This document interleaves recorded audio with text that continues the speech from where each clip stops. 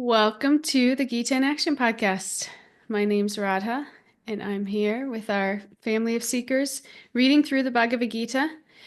And we are on chapter 6 today. Chapter 6, text 5 is what we're going to talk about. And we're just going to cover this one verse because, once again, there's so much nectar in this one verse, chapter 6, text 5. And we are on the chapter titled Ashtanga Yoga. So last class we talked about Ashtanga Yoga from like a bird's eye view. We talked about the whole process and how it kind of connects. And today we're going to talk a lot about the mind. We're going to talk about how the mind can degrade us. I always do opposites, degrade us, or how it can uplift us. And hopefully many of you will be able to relate to this and share your experiences as well. So with that, let's get right into it. Stella, if you could read text 5 when you're ready. Sure. Let everyone see the screen. Okay. One must deliver himself with the help of his mind and not degrade himself. The mind is the friend of the conditioned soul and his enemy as well. Thank you. Okay, so in this verse, Krishna's giving us a powerful framework for purification and spiritual progress. He's saying, again, the mind can either elevate us or entangle us. And it all depends on how we engage with it. So this kind of reminded me of that story. Many of you have probably heard this story of this old Indian story that goes like this old man once said inside of him that there are two dogs. One is calm, kind, and wise, and the other is greedy and wild. And he said they're always fighting. And someone asked him, which one wins? And he said, the one that I feed. So it's such a simple story, but it's powerful and it demonstrates this pretty well, I feel, is that we all have these two sides within us, right? Like the part that wants to do right, stay grounded, connect with something higher. And then the part that gets caught up in fear, in temptation, in ego. Right? And every day, through our thoughts, through our choices, whatever we're giving attention to, we're feeding one or the other. So the Gita reminds us that the mind can be our friend or our enemy, and it really depends on what we're nurturing. So the question for us is, what dog are we feeding today? And tying this back into the Gita, the Gita teaches that we're spiritual beings, right? We're spiritual beings and we're temporarily residing inside these material bodies. So our spiritual side, our true self, naturally seeks connection, meaning, and purpose.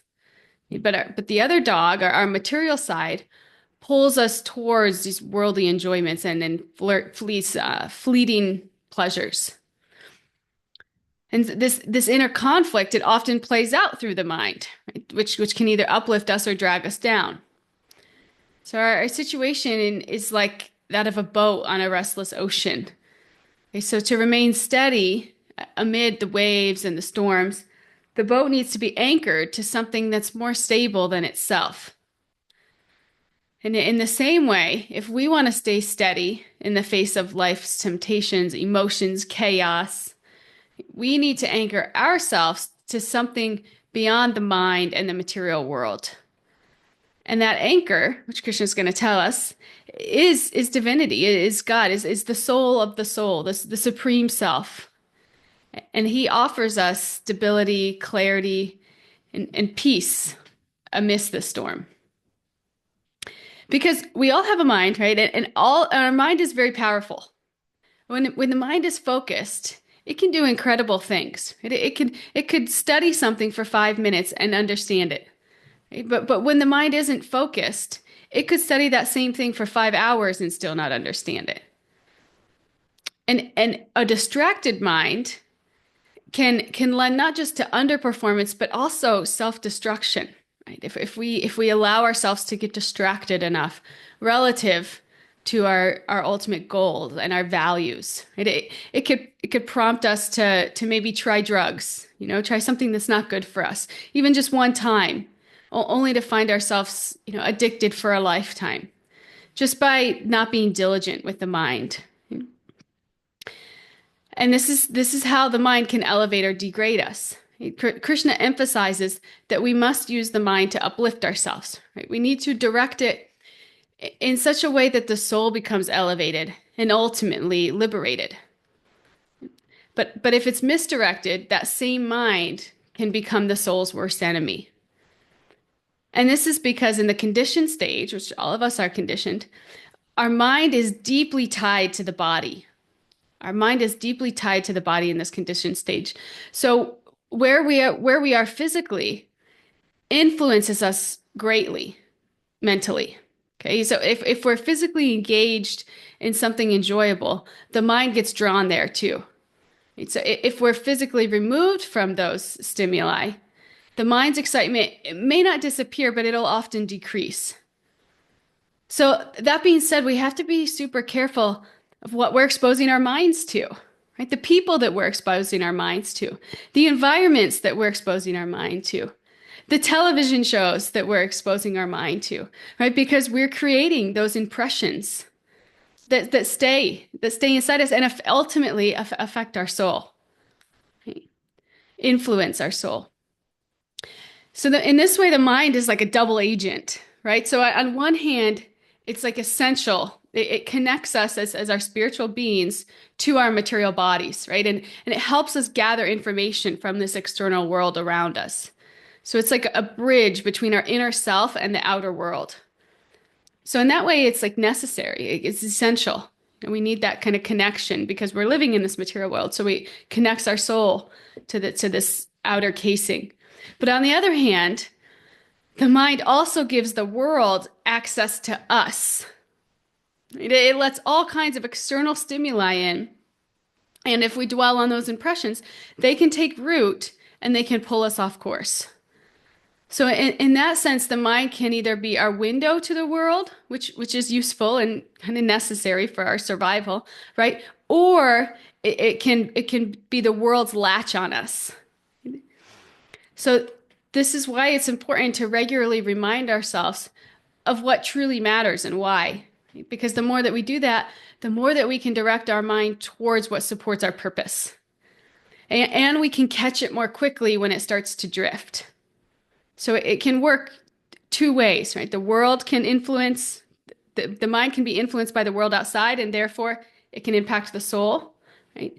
Or we can use it to gather information from the world outside for our survival. Right? It's kind of a bridge for that communication. So we have to understand that it can work both ways, and it's up to us, right? How we use it, and therefore how it impacts our soul, ourself.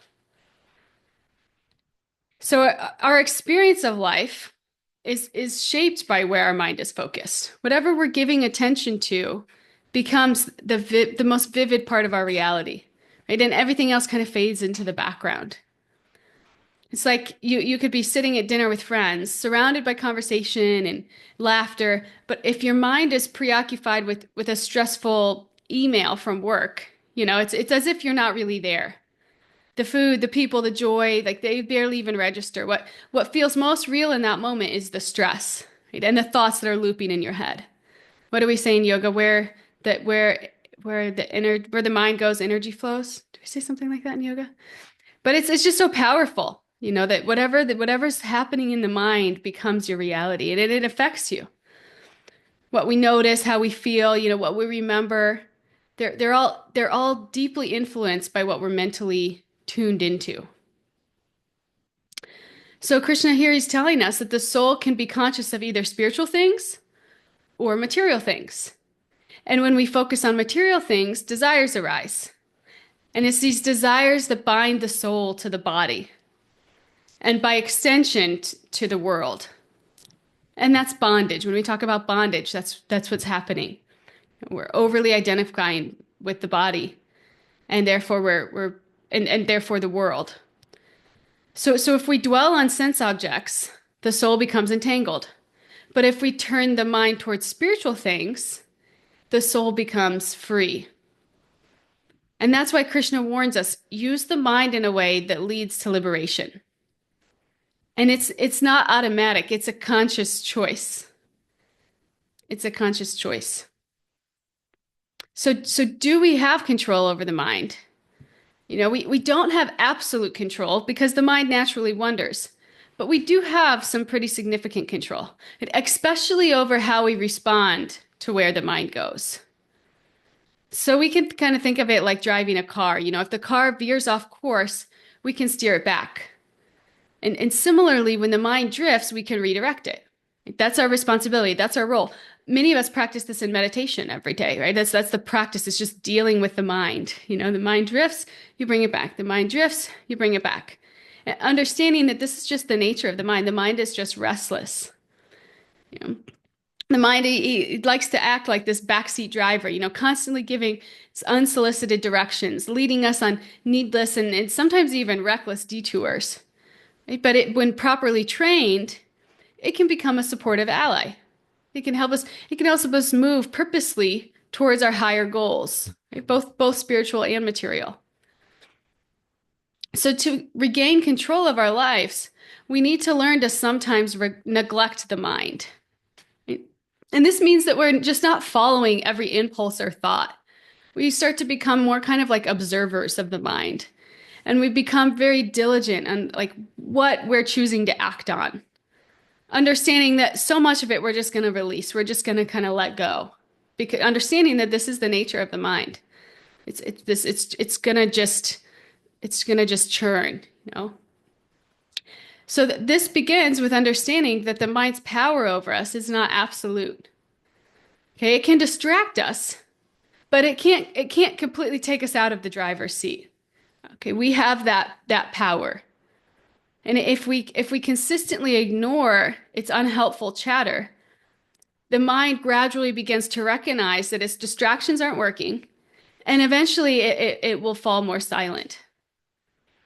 But for right now, for most of us, the mind is constantly chattering and relentlessly persuasive. And this can be difficult to ignore. So what do we do about this?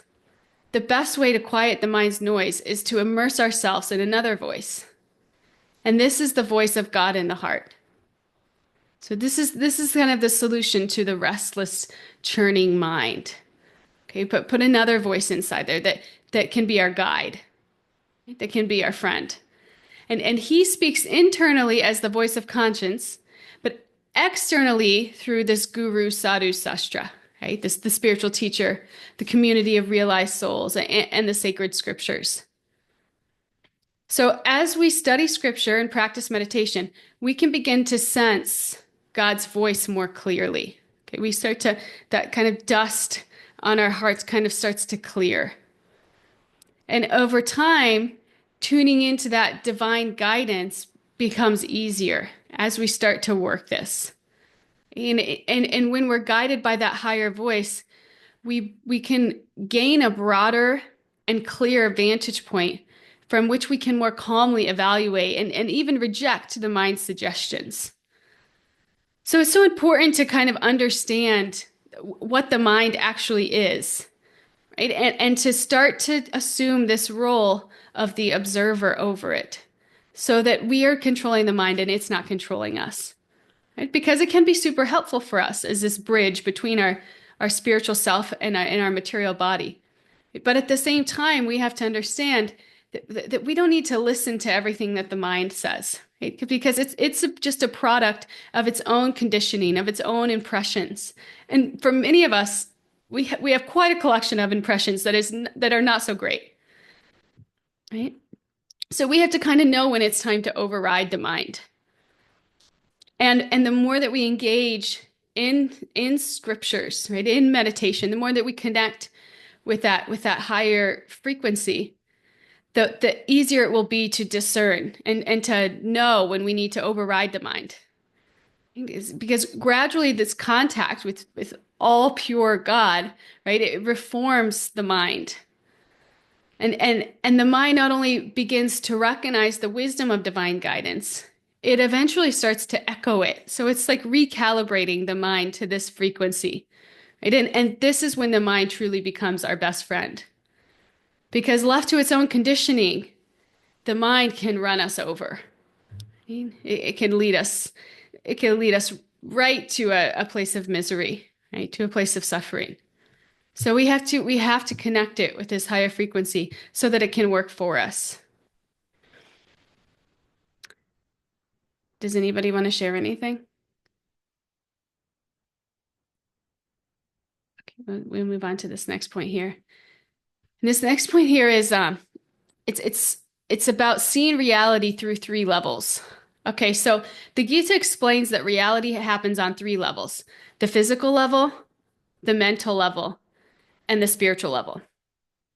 Okay, so what happens on the physical level is real. So for example, if you're exercising and you get injured, that injury, it's real. You have it's not illusionary. It's real. If it's serious, you might need to, go to the hospital. You might need treatment. It's not something that you can just simply think your way out of. Okay, so that's our physical experience. But everything that happens to us physically that we experience, it comes through the mind. Okay, so our minds are like meaning-making machines. They give meaning to whatever's happening around us. So if our minds kind of off calibration, we might label ourselves as clumsy or weak, or we might start to see the world around us as unfair and become resentful. This is how we start to create our own realities. And sometimes it doesn't even matter what happens to us physically. Our mind will, because of our past impressions, it will turn it in to whatever frequency it's dialed into. That's what our experiences will become. Right? But if the mind is steady, we might simply take the injury as a lesson, to be more mindful or not to push too hard next time. So while the injury is physical, how we feel about it and how it shapes our identity and outlook is mental. Right? So this is the mental level. In general, when we face problems, their perceived size and intensity are often determined by the mind. So you could hurt yourself exercising, and it could be just the end of the world to you. Right? Or you could see it as just a little blurb, and I have to take some time and heal myself. This is what's best for me at this time because this is what's happening to me.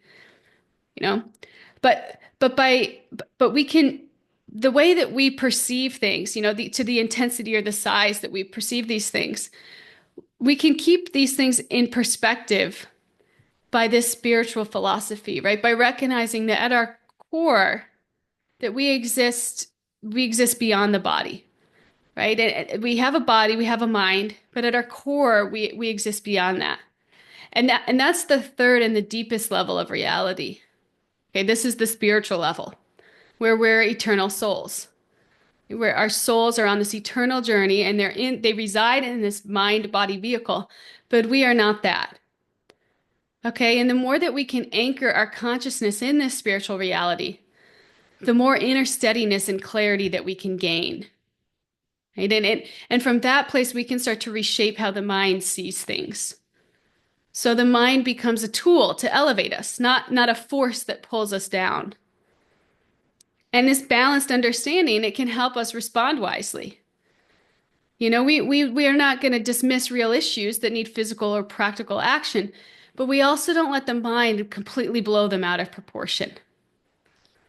So by acknowledging all three levels, the physical, the mental, the spiritual, we can work through life's challenges with more wisdom and strength and grace. So sometimes, our mind is connected to things or really attached to things. Like I know when I was younger, I was really attached to working out. That's where I took like full shelter. That's where I got my identity, how I felt better about myself, how I felt in control, all of these things. But the problem is if I hurt myself and I can't do it for a couple months, it's like the end of the world for me. Right? My mind, because that's my attachment, that's my security, my mind just starts to like spiral down. And then I'm kind of on this downhill spiral and I'm looking for something else for security that kind of matches that decline in frequency where I am, right? So it's going to be naturally like alcohol, right? Or unhealthy relationships, right? Something to kind of give me some temporary shelter, make me feel like I have temporary shelter. But when we're anchoring our consciousness in the spiritual reality, where that's where we're taking shelter, right? Where that's where we're connecting our consciousness with our heart with. Right? When we're doing that, when these little things shake us, it doesn't completely dismantle us. So that's why understanding these three different levels of reality is super important and being able to differentiate between them. It's like, okay, I broke my leg.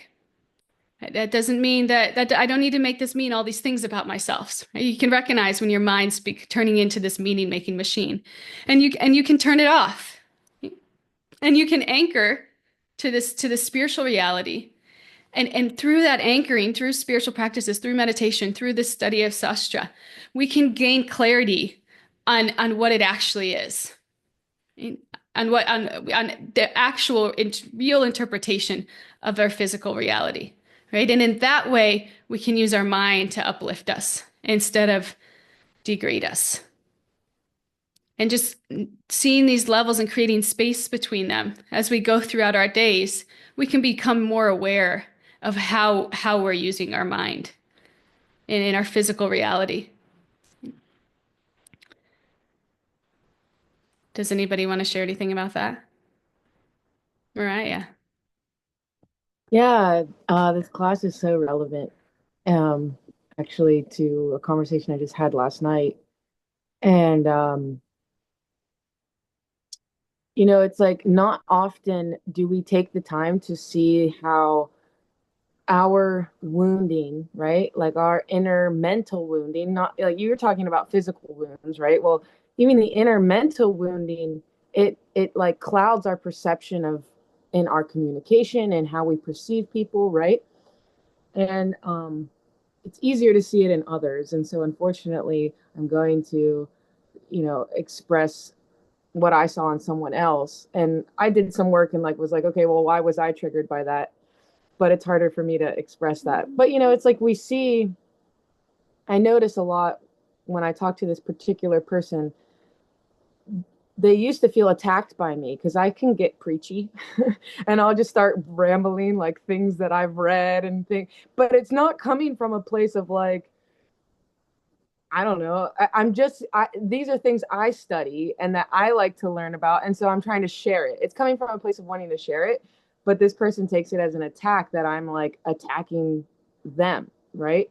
And I know that this person has had trauma and was attacked physically as a kid. And so, I can see that, and learning for myself how to be mindful when I'm communicating with them is like what I have to do. But, it's like it's so funny because I'm like analyzing like what was going on. Like, even the conversation last night, this person was like, wait, what is your intention behind this? Are you like saying that, I'm crappy because I did such and such? And I'm like, no, I didn't even bring up anything that you did. I'm just trying to share like what I think about this. And I get really confused at first. And then when I take the step back and I realize, like, okay, I'm being preachy, but they're feeling attacked because of their conditioning and trauma. And it's just so funny. Like, this is Kali Yuga, right? Like, when we're not doing the work to clear ourselves, to clear our mind, communication is so uh, heavy and hard because everyone's reacting and acting and perceiving from that inner wound that they haven't done the work on, right? Or they haven't done the practices that clears the mind and lets us be open and perceive these things. And yeah, so that's a little choppy there, but I hope everyone was able to understand it to some degree. But yeah, thank you for letting me share. Yeah, it's so relatable. What you're saying is so relatable, I think. And even when we are doing the work, even when we are doing the work, these past impressions are just so deeply rooted inside of us that it could be really, I mean, it could be it's a process, kind of recalibrating our minds like that. I know I have like abandonment issues from my childhood. I have this fear of abandonment. And sometimes my husband will go like grocery shopping and it'll take him like 5 hours. I mean, that's an exaggeration, but in my head, it's like 5 hours. And it's like I like immediately feel like triggered and frustrated. Like, where is he? When's he coming home? And it's like there's this difference. Like, I know that he's just a person who like likes to kind of wander and he'll stop here and it doesn't mean anything. This is just his nature. But like my mind automatically goes to my past impression and makes it like that.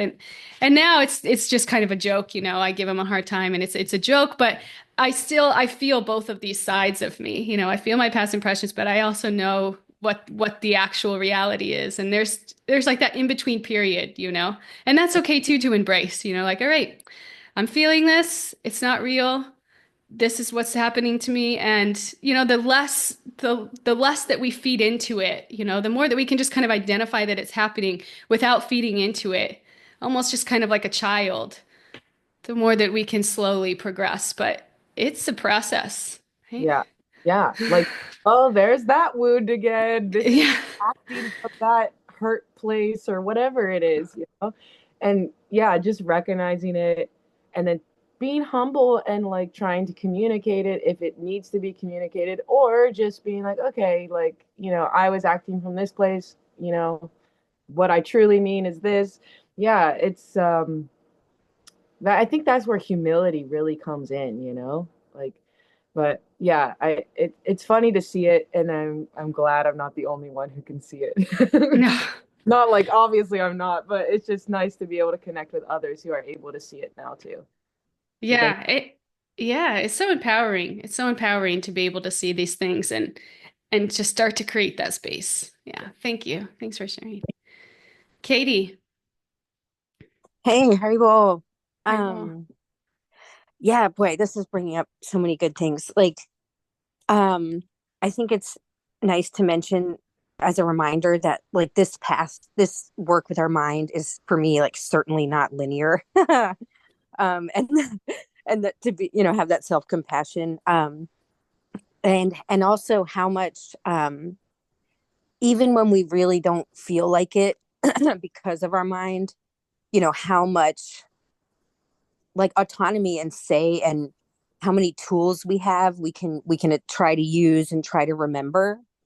um yeah, so like right now, I'm home recovering from the fibroid surgery, and it's it's so great. Like I there's such a marked shift in my whole like physical being, in my daily like life, in my mind, in my mental health, just having made the choice to do the surgery and like remove myself from a bad situation that was really affecting my mental health in a worse and worse way, which was being at work.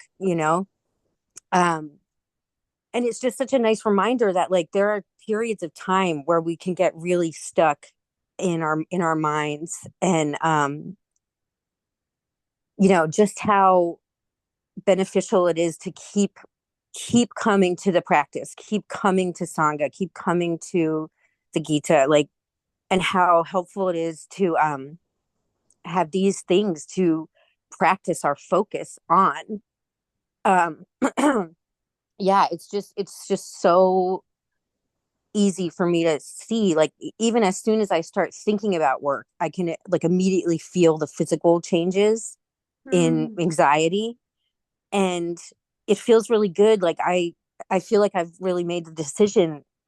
Hopefully this podcast doesn't reach everyone in the world right this second, so they don't Mhm. know until it's the right time. But I've made the decision to like not go back to work. Wow. Yeah, like I'm gonna really set my goal to, have a different job, and in my mind, even calling it like an interim job. I don't need a museum job like tomorrow. Like, I don't care, it's fine. I could do Yeah. that later.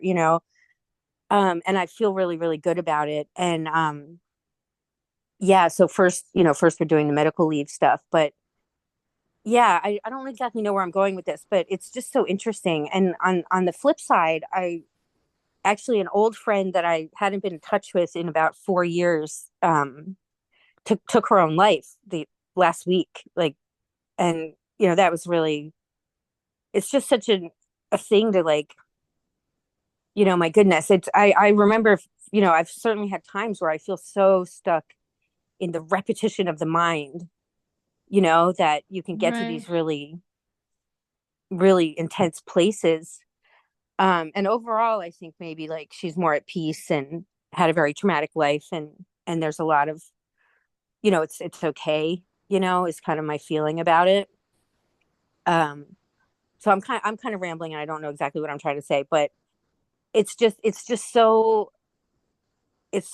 good to talk about these things and realize like our capacity when we have the right support and the right focus. And I guess part of my point was like the incredible effect of our environment. Yeah. And I was talking to Bava on Tuesday about like before the surgery, like sometimes different things in our lives, like oftentimes work, or maybe caring for someone you care for, or caring for yourself in a time frame where you've had an injury, mental, physical, or emotional, and you have to take, like you said, you can't just think your way out of it. Like you have to take the time and the work to recover. um how strong an influence our environment is, and how we spend so much of our time, say at work or in a situation that's like bad for us, just Yeah. because it by the nature of our lives, and our time frame now, most of us have to dedicate most of our time to work, like a lot of our time. Yeah.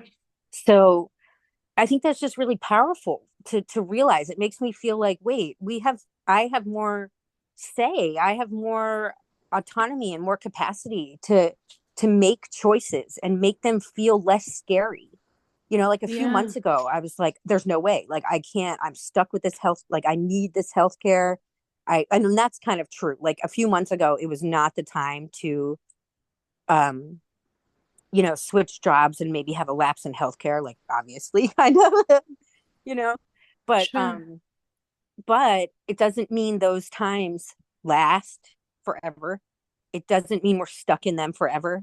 It Yeah. doesn't mean we don't have the support of each other and Krishna, and all of that really, as you said, processes through the mind and how the Yeah. mind is feeling and doing, and I'm just feeling really, really grateful. And it's really interesting to like observe myself being so much more spacious, so much like my it's Yeah. like night and day to like a few weeks ago where I was like having a borderline panic attack like every day at work, you know? Wow. Yeah, Yeah. I mean, and that was just literally like, the surgery was Tuesday. It was like not that long ago, you know what I mean?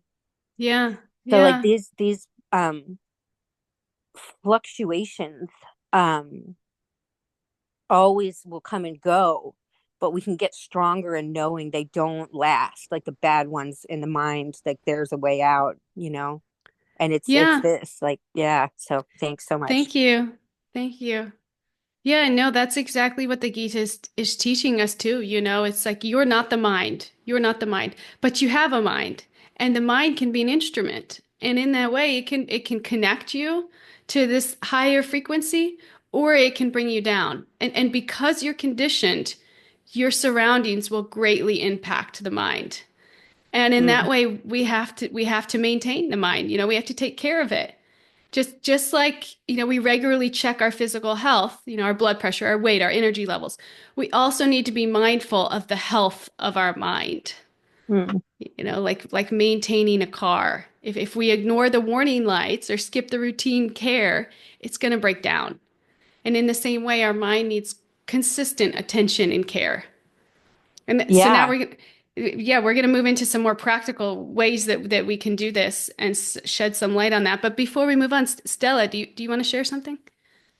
Yeah, just a quick point on taking care of your mind is like there's no shame in like if you have an injury and you have to take, put ice on it or whatever, if you have a situation like where a mental health could be because of brain chemistry, it's like it's a health issue that you need to address, and it's okay to address it with, drugs or something like that, like the good kind, like if you're depressed, take care of it, because it is just an affliction the same way, you can have an affliction of the body and you take care of it because then you can get out of it because it colors everything. So it's not always a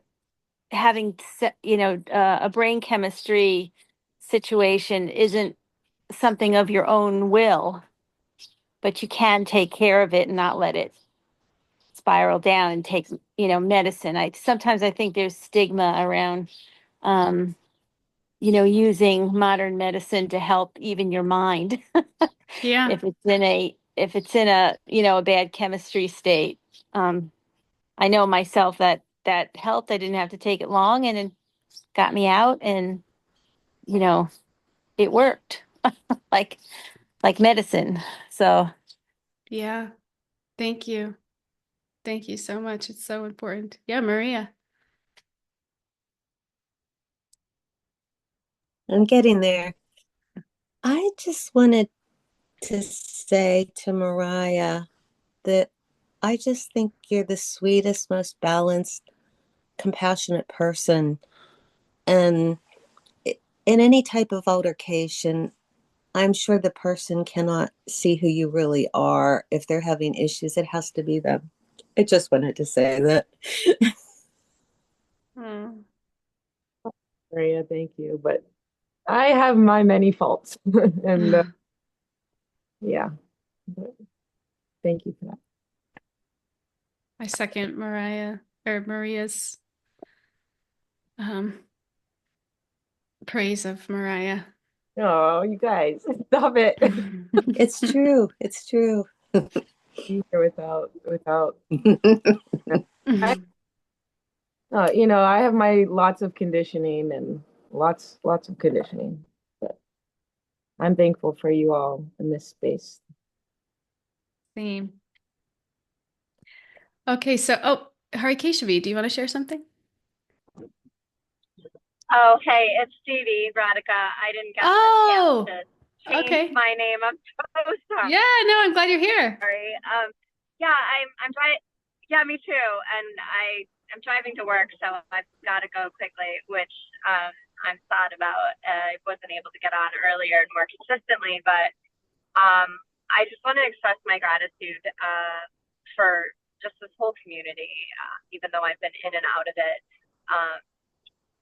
Not as much as I'd like to be in it, but I'll have a little bit more time. And I'm always so like, part of me laughs, part of me is kind of like, no way. And I'm always so blessed and grateful for the synchronicity of no matter when I join, I don't even know what passage you guys were reading or where you even are in the Gita right now, but what everyone shared about the our conditioning, our samskaras, the process of, when we find ourselves, let me talk about me, when I've found myself, especially having had a really bad year with my health, having had surgery, just returning to work, for the past 2 weeks, I have fallen back literally within 10 days of being back in my position into some of the craziest, oldest, like initial not good enough fear that I haven't really felt in quite a long time. So I just want to thank you guys for sharing from your heart, for Radha having this time for everyone and hosting such a beautiful community so that, we don't feel alone, so that we know that everyone struggles, but in the struggle, there are the practices, and in the practices, we find the virtue and we find the hope. And yeah, I just wanted to say thanks. Wow. That's so nice. Thank you. Thanks for coming and thanks for sharing. And yeah, we all have this body, we all have this mind, and we have one way or another, we have to work with it or it's gonna work on us. And what do we do in those moments? So thank you. Thank you. So this brings us to like the practical part of the class today, and like how can we better work with our mind to make it our friend? And the first thing we'll talk about it is like knowing the standard of a healthy mind. Like, is our mind healthy? When the mind is functioning well, it's going to support us. It's going to help us think clearly, feel balanced, move towards what matters, our values, our purpose. Just like a reliable tool, it's going to work with us, not against us. That's like the state of a healthy mind. So if we know the state of a healthy mind, we should start to feel when we're on the border, right? A borderline mind. It's not completely out of control, but it's not fully steady either. It's going to stutter, meander, it's going to hesitate. It might not sabotage us outright, but it's going to distract us, delay us, derail us. When my mind's on the edge like this, I can usually tell, I get more irritable. I get more irritable. Things make me mad that don't usually make me mad. And over time, I've observed, certain things, certain environmental factors that put me into this kind of state. If I haven't slept enough, if my schedule is too overpacked, if I'm traveling too much, so knowing that, I kind of try to be a little bit more mindful of how I set up my life so that I can avoid these pitfalls. I try to avoid being on the border. Because no matter where you are, even if you're, the most beautiful place in the world, if your mind is on the border, it's not going to be good. It's not going to be good. So this is a signal, it's a time to slow down, to reset, meditate, journal, pray, read wisdom text, try to bring the mind back to the center.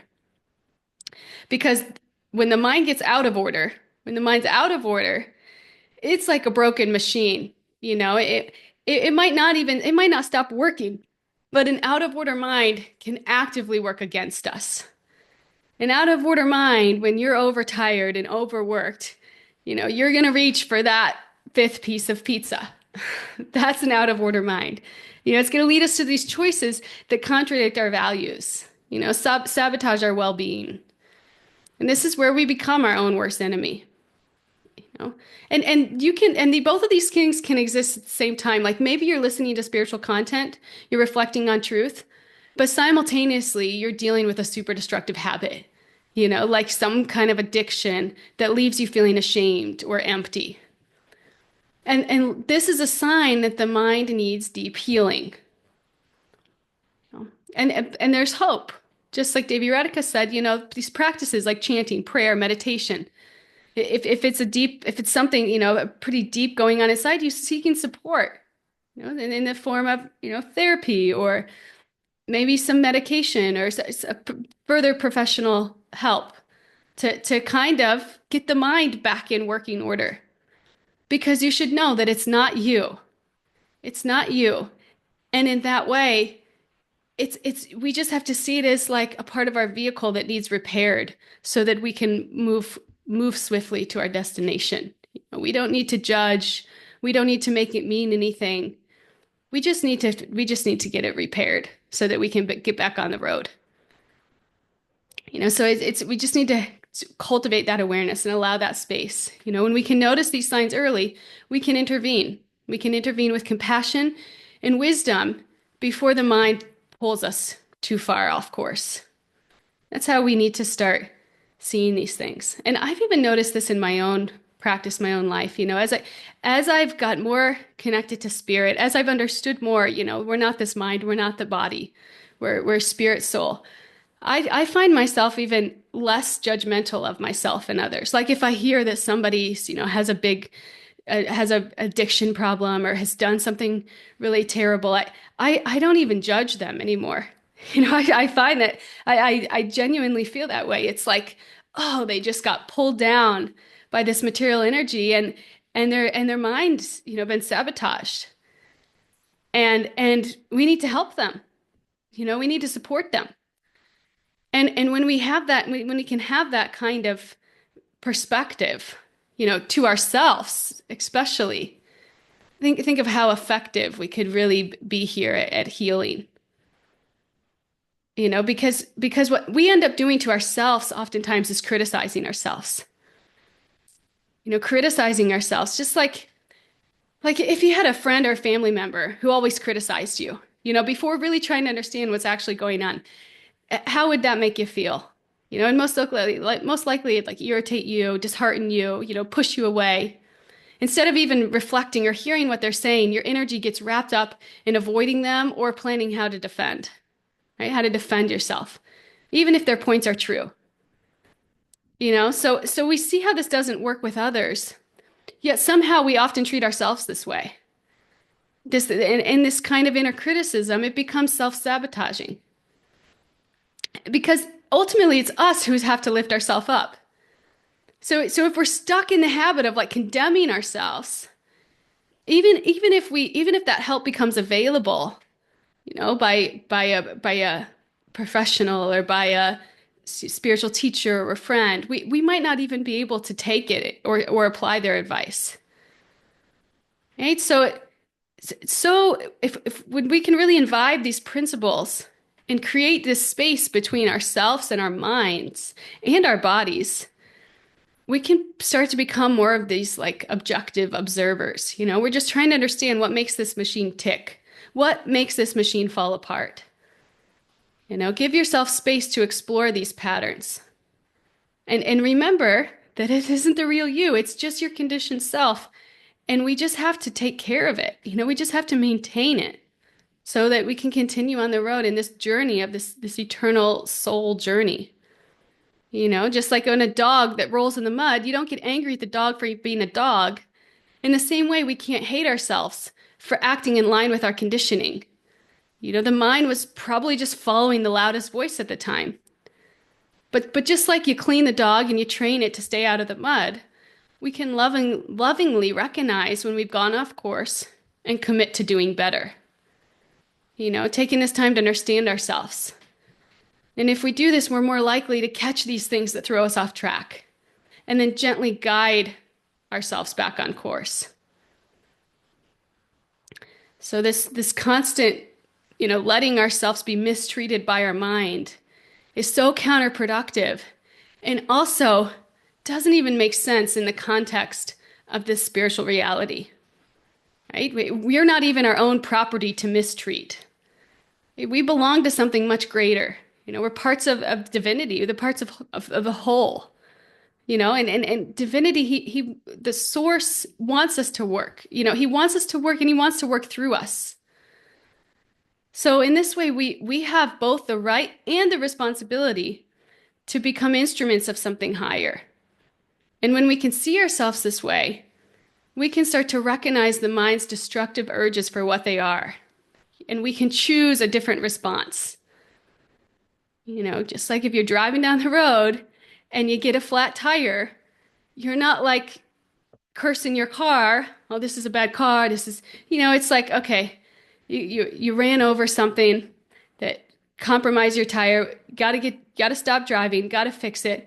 Got to get it back on the road. But we don't need to get so wrapped up in blaming our vehicle. We just have to figure out the solution, understanding that we're subjected to this material energy. We're going to be affected by it.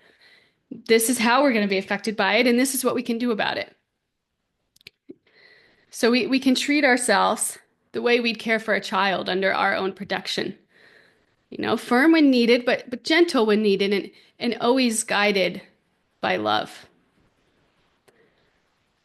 So this is kind of a practical, and I have one more practical thing that we can do for ourselves and kind of dealing with our minds. Would you guys like to hear it? This last practical thing? Okay. This last is, and this has kind of been a theme that we've talked about a lot, but creating this space between you and your mind. We all have so many thoughts every day, thousands, in fact. Studies have suggested that 85% of the things that we worry about every day never even happen, right? But our minds, they're constantly racing.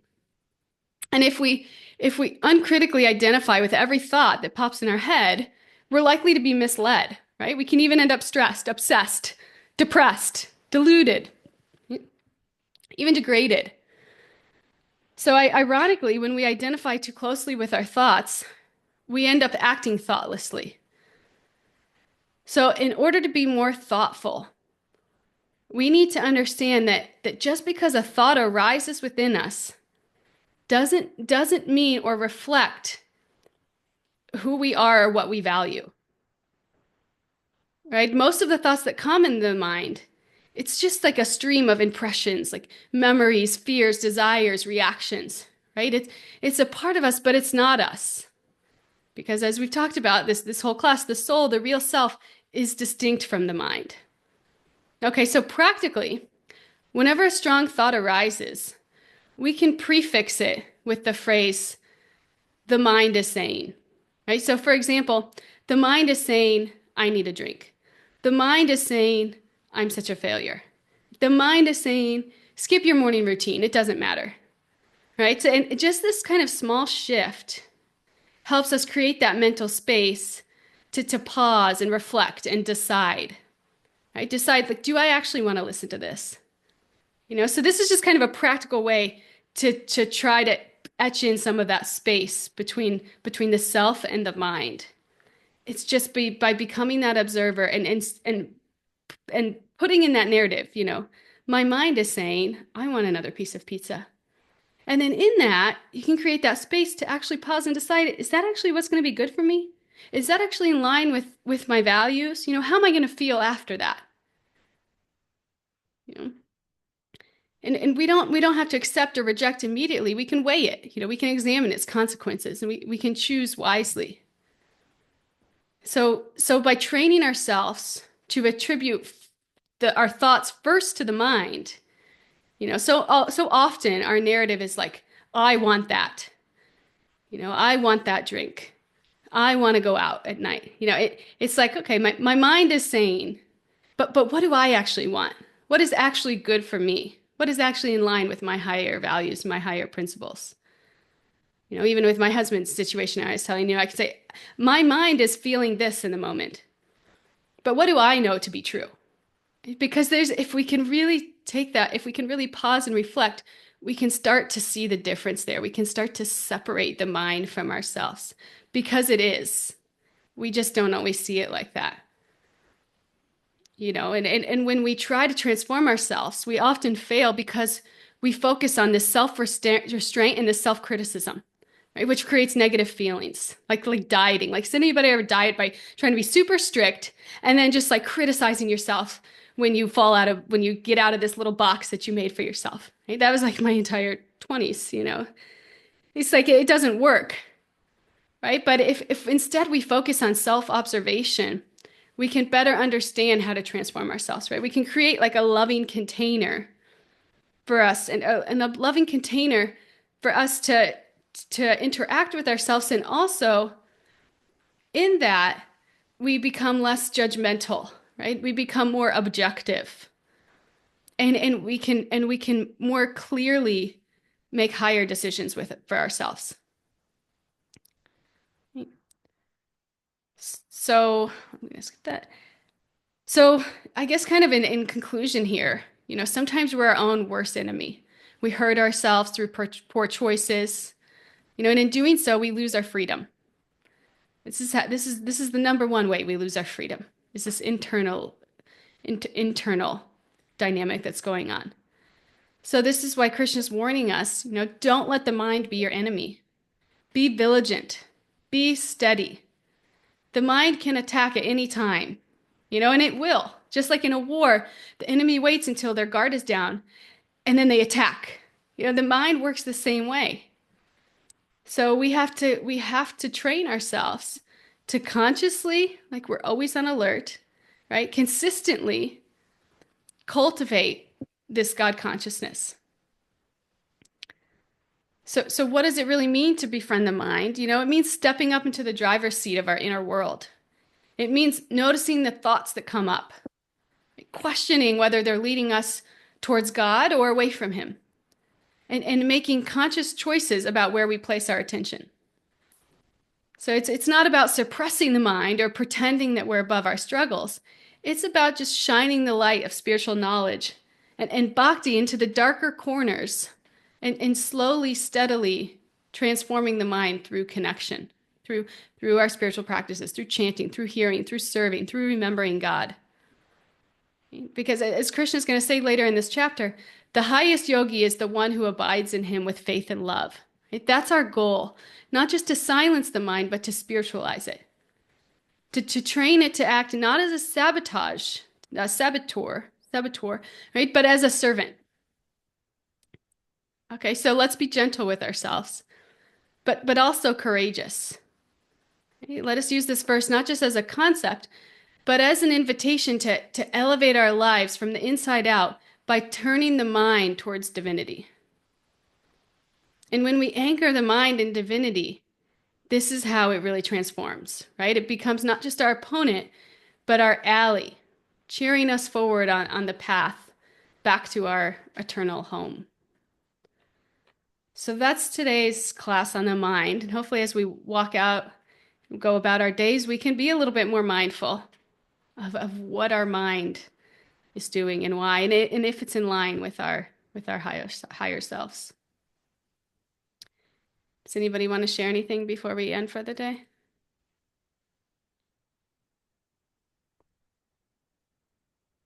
Love your mind, but know you're not the mind.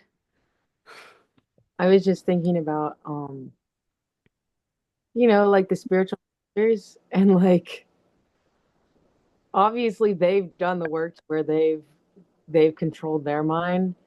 But could you imagine how frustrating it would be? Like you get these disciples and they just come with all these conditionings, and they're just like you said, at one point, they can be the most loving and compassionate and trying to give you this wisdom, and you don't even accept it because of your conditioning, right? And I mean, obviously, they're tolerant and patient. But from my perspective of not being as tolerant and patient, I'm just like, God, that would be so frustrating. I would just be like, don't you understand? But um, so I was just having some appreciation for all of the teachers in our movement who have that kindness, compassion, and patience to really help all of all of us who take shelter of them to work through these things. I mean, ultimately we have to do it, but it's also like them holding that space, like really holding that space for us to do that work where we can let go of these conditionings of our mind. Um, like it's such a beautiful thing and just shows the importance of like an association. Yeah. And they can do it like that because they've cleansed their mind, so they're not making it mean anything about themselves. They're just holding that space, it's like they see us as like children, and I'm sure there's people that you see like, it's like as you develop this muscle, it becomes, you have more patience and tolerance for yourself and for others because you understand that it's just our conditioning and it's not even us. And it's a struggle that we're all going through. Thank you. Yeah, thank you, Mariah. Anybody else want to share anything before we end for the day? Yeah, I just want to say, Greta, good morning. This class is so powerful, like every other class, and you, Maria, and everyone else in this class has helped me so much in my mind's conditioning mind. I am changing so much that I have seen it, and you have touched right on it when it comes to the um when there is no listening anymore and that person cannot really um, understand anything, that there is that need for more intervention like medical help at that point. And so you're right on target with it. I have to say thank you to you and to everyone else in this class. My mind has changed so much, and I am not that person I used to be. And every day I'm striving to be better. And so thank you guys so much. This class was great. I'm driving, but I am going to go back and listen to it. more attentively because I was in the process of getting my grand ready, get her out to daycare and all that. So thank you. Thank you so much. Thank you. Thank you for being here and being a part of this community and doing the work, because it really takes all of us, like lifting each other up, knowing that we're in it together. We're all going through these struggles, and we're all rooting for each other as we try to grow and make a little bit more progress, towards God and away from our material conditioning. Yeah. So Yeah. Thank you. thank you. Thank you. Bye. Anybody else before we end? Okay. Thank you all for coming and sharing as always. And my heart is transformed through this work as well that we're doing together. So thank you.